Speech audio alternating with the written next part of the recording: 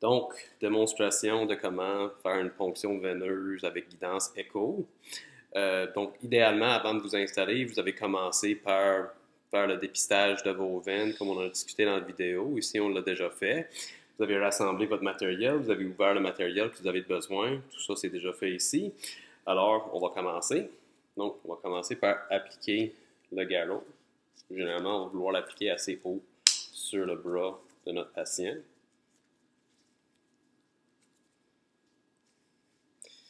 Parfait. On va s'assurer d'avoir une sonde linéaire en mode accès veineux. On va procéder à notre désinfection. On va désinfecter quand même assez large sur le bras. Surtout si on n'a pas fait de dépistage avant de commencer notre ponction. Assurez-vous de bien flotter. De donner quelques secondes pour que ça sèche.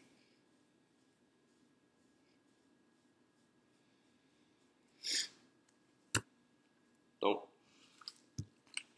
maintenant, on va appliquer notre pansement film sur la sonde.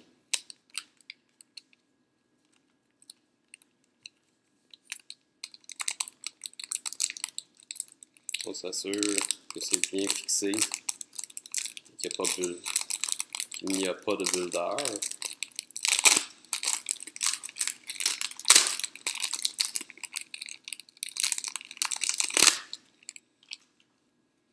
Il faut y toucher une fois que c'est appliqué parce que ça va être ça notre interface stérile avec notre patient. On s'assure que notre marqueur à droite de la sonde correspond au doigt ou à la droite de notre écran. On va appliquer notre gelée stérile sur le patient. C'est sûr.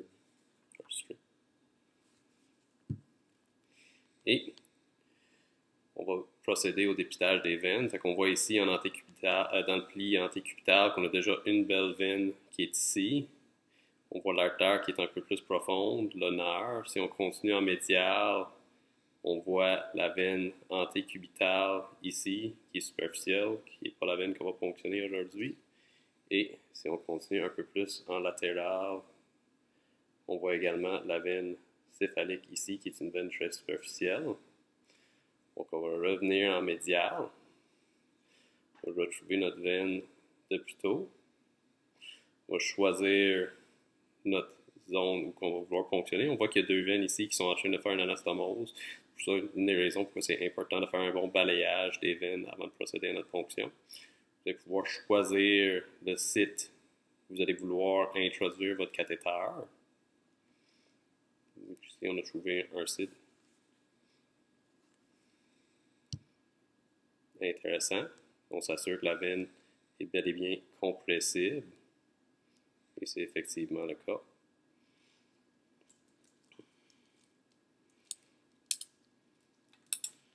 On va prendre notre aiguille, idéalement quelque chose comme on a mentionné dans la vidéo tutoriel de au moins 5 cm. On va s'assurer de bien centrer la veine sur notre image. On va juste introduire l'aiguille dans la peau. Donc, tout juste dans la peau.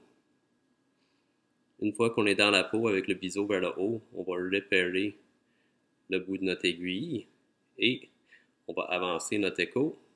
On va avancer notre aiguille. On va avancer notre écho. On va avancer notre aiguille.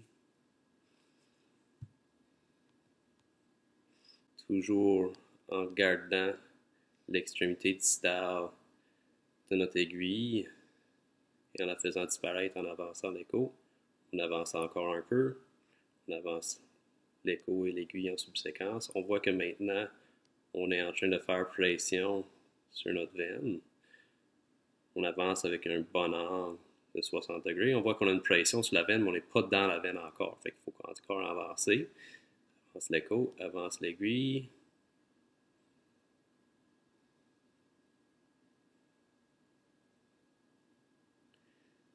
fois qu'on est dans le centre de notre veine, on couche notre angle et on avance sur un ou 2 cm de plus. Et une fois qu'on a avancé ce 1 ou 2 cm de plus là avec notre angle couché, qu'on est bel et bien dans notre veine, on va procéder à la cannulation. Donc on avance notre cathéter.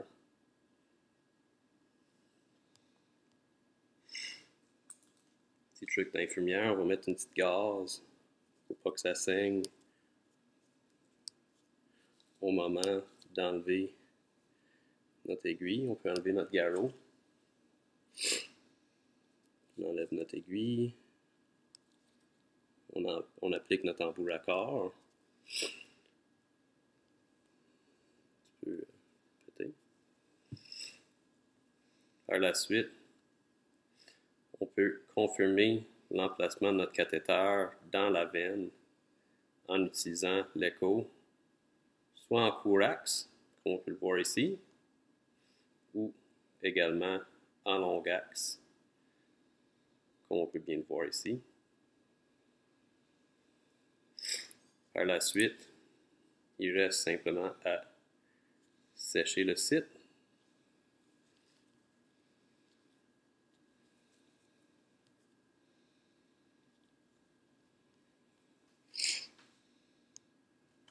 D'appliquer notre fixation, soit avec un pansement film ou avec un tape, dépendamment de vos pratiques locales, et d'irriguer la veine.